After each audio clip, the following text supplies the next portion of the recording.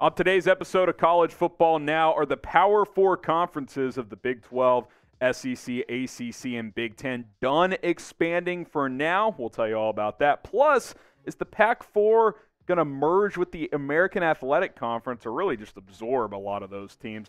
That could be a possibility as well, with a notable figure getting involved. And plus, who's not excited for the college football season? Especially if you're a sentimentalist, things are going to look a lot different after 2023.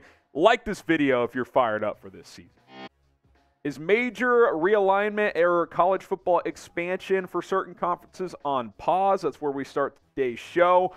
Recent reports suggest that the ACC, Big 12, Big 10, and SEC, the Power Four, because I don't think the Pac-4 applies, have shelved expansion for now. The ACC teams, in terms of Florida State, those rumors of teams who would look to go to other conferences, they had until August 15th to leave for a different conference, so that would appear that the ACC is at least stable for now. Discussions, no doubt about it, will likely resume next year. This one coming in from MacGyver, as we call him. I don't actually know what his real name is, but he's been all over the realignment stuff for several months, and even dating back to the USC-UCLA move, he had that scoop first. He said, Power 4 expansion is finished until at least after this coming football season, which makes sense. We're almost to the season. That August 15th deadline for the ACC felt significant. So now I think the focus is to play out the next few months, and then certainly January, February, March on into next summer.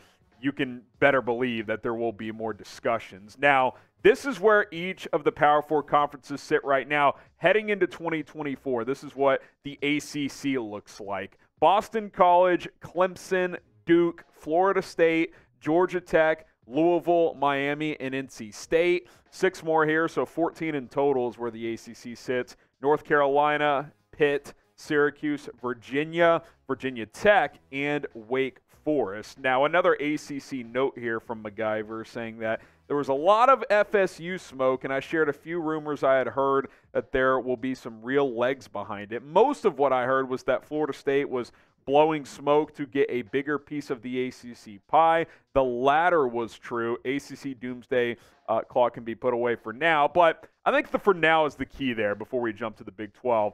I think it's notable to mention this because I still don't think Florida State and some of the other big schools in the ACC are happy. They don't want equal distribution because Florida State is sitting there and saying, why are we getting the same amount of TV revenue as Duke, as in Louisville, for example? Like, you don't want to just have it be like literal percentages, but I can understand Florida State wanting a bigger pie, especially when the SEC has a bigger TV deal, when the Big Ten has a bigger TV deal. So I think the ACC is good for now, but they need to be proactive if they want to stabilize that conference, because I do think that's a potential next domino once realignment is revisited after this football season, is that the Big 12, the Big 10, the SEC, they could look to poach some schools from the ACC like Florida State, like Clemson, like Miami, like North Carolina, like Virginia Tech, and some of those other schools. So we'll have to wait and see. But I think for now, the ACC is in an okay spot. Just don't be like the Pac-12 and sit on your knees for 6 months and not doing anything. Like, be proactive and figure out how you want to survive long term, like the Big 12 has been able to do. This is what the Big 12 looks like starting in 2024. Arizona State, of course, coming over from the Pac-12.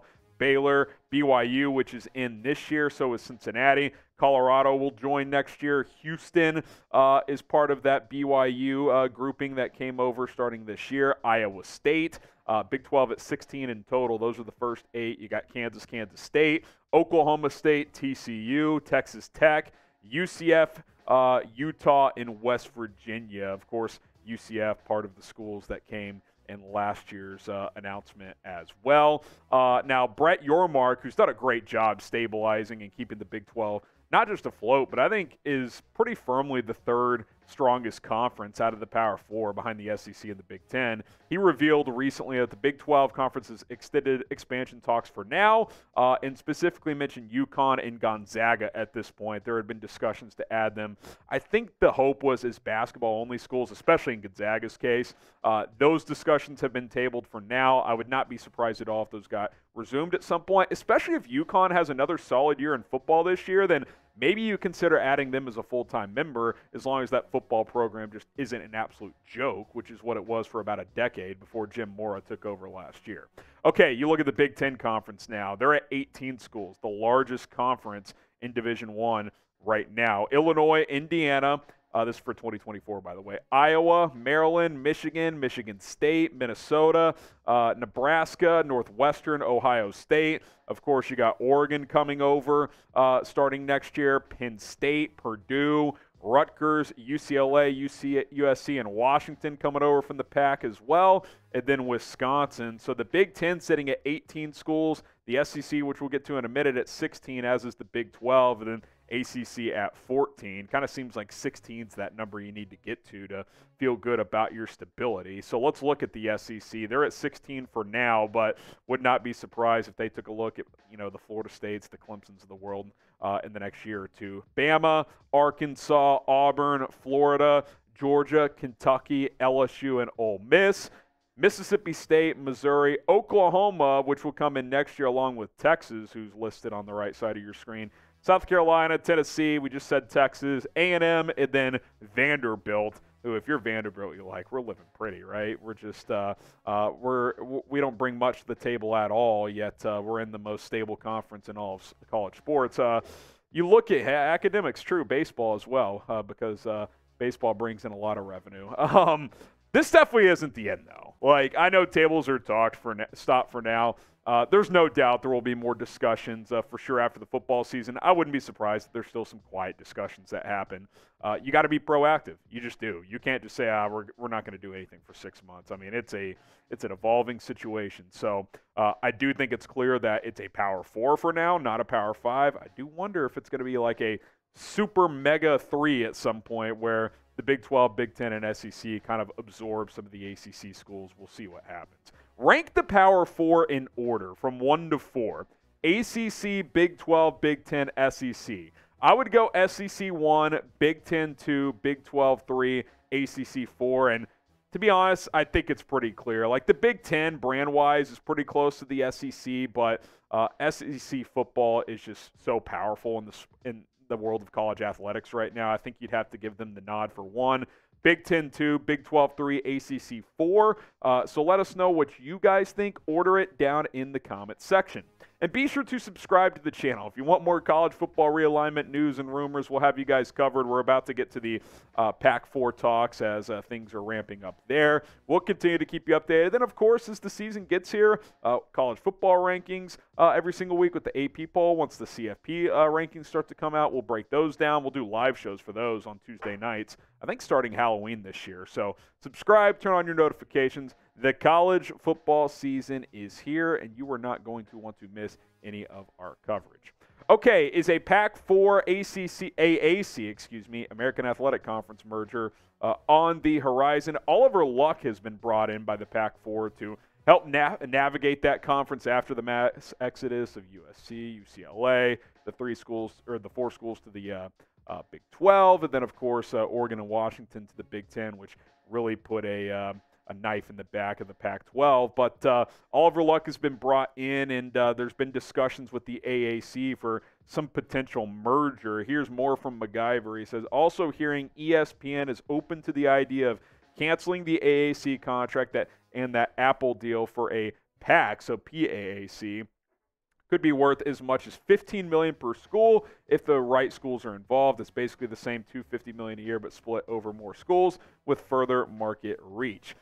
Hearing that the PAC has a commitment from 4 AAC schools, he adds, to leave the conference and join theirs. This could possibly create leverage to get the AAC to vote to dissolve the conference and get the majority of the schools to merge with the PAC. And going back to that first note, I mean, if you could still get that $250 million deal from Apple, even if it's over more schools, so less million per school, I mean, that's a decent salvage job if you pull that off, right? Now, I don't know if you're going to have huge brands, but, Cal, Stanford, Oregon State, and Washington State, they've been Power 5 conference members forever. So, that would be an okay starting point. And then you just have to figure out which schools from the American make the most sense. I think you'd want to get to at least 12, but probably 16. So you look at the American right now, like, I'll just give a yes or no to, I think, schools that add at least something. Charlotte, no.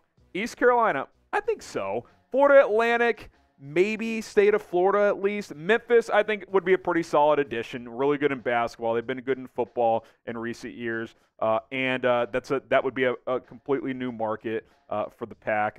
Navy, I mean, historically, I think there would be some value there. North Texas, DFW, but you also have SMU right there. You would think SMU would have the edge. Maybe you grab both, and that turns into a rivalry, perhaps. I could see that. Rice, the Houston market, but they're not really a strong athletics program. I'm not sure. It's great academically, though. Like, if you want to put them in there with Stanford and Cal from an academic standpoint, that could make some sense.